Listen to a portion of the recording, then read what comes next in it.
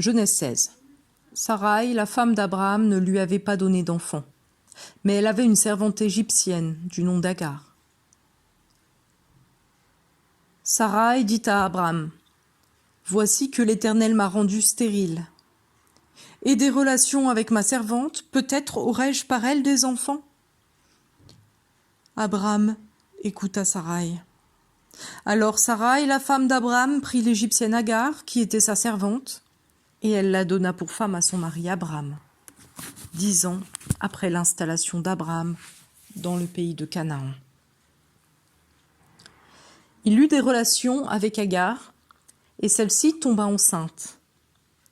Quand elle se vit enceinte, elle regarda sa maîtresse avec mépris. Sarai dit à Abraham, « L'injure qui m'est faite retombe sur toi. C'est moi qui ai mis ma servante dans tes bras. Mais quand elle a vu qu'elle était enceinte, elle m'a regardé avec mépris.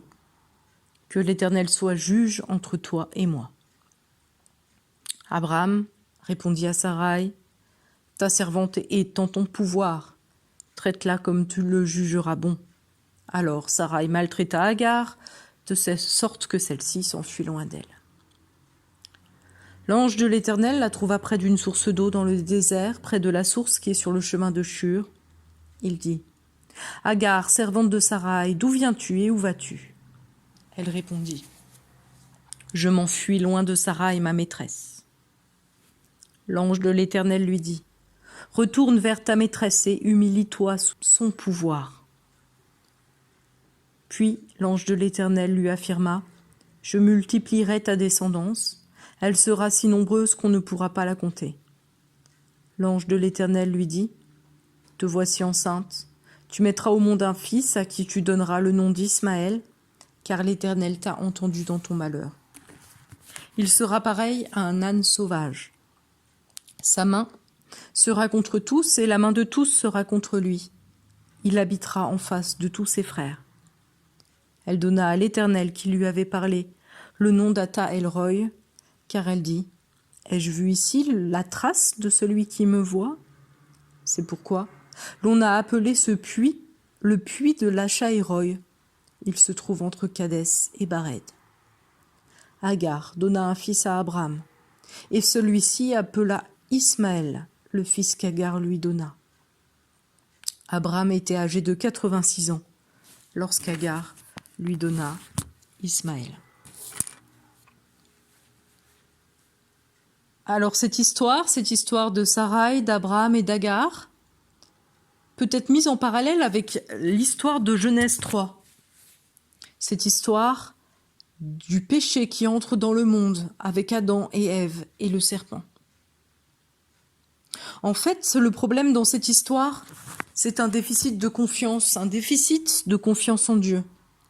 Cela entraîne Sarai à vouloir essayer de se débrouiller par elle-même sans lui.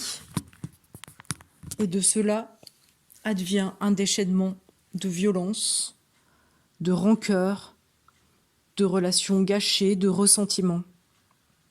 On voit bien cela, en effet, on imagine bien cela. Il nous est dit que Sarai pense que l'Éternel l'a rendue stérile. Elle a du doute par rapport à l'Éternel, elle a un manque de confiance, elle a une espèce de rancœur, d'amertume. Et alors que Sarai en veut à Dieu, elle va donner son mari à cette servante, sûrement très jeune, qui en voudra certainement à Sarai. Pour ce qu'il advient d'elle, elle se retrouve mariée avec Abraham, sans l'avoir voulu. Alors, pleine de rancœur, elle se moque, elle se venge en quelque sorte. Alors, Sarai s'énerve contre Agar, elle a de la rancœur contre elle. Alors, Abraham et Sarai se disputent. Qui est responsable de ça? Abraham se défausse, et on imagine aussi sa colère et sa rancœur une fois que Agar est partie avec son fils. Rien ne fonctionne donc dans cette famille, et alors que l'ange de l'Éternel interroge Agar, elle dit qu'elle fuit. Elle ne dit pas qu'elle a un projet, elle ne dit pas qu'elle va quelque part. Elle dit juste que cette situation est devenue invivable, qu'elle ne peut pas, qu'elle ne veut plus la vivre. Elle fuit. Et elle se met ainsi dans une situation très probablement très compliquée pour elle et pour l'enfant qu'elle porte. Elle n'a aucun soutien. Alors regardons ici le travail de l'ange de l'Éternel, qui est souvent considéré comme une figure de Christ. Il manifeste que Dieu entend, cela sera donné par le nom d'Ismaël, et il manifeste que Dieu voit Agar, le remarque et nomme ainsi le puits près duquel elle se trouve. Et cet ange, que fait-il? De la part de Dieu, il console, il rétablit la situation, il amène la réconciliation. Alors que le péché a amené la violence et la division, Dieu amène la réconciliation. Il aurait pu faire autrement, Dieu. Il aurait pu laisser Agar partir. Après tout, son projet, c'était la descendance de Sarai et d'Abraham. Il n'avait pas besoin de s'occuper d'Agar.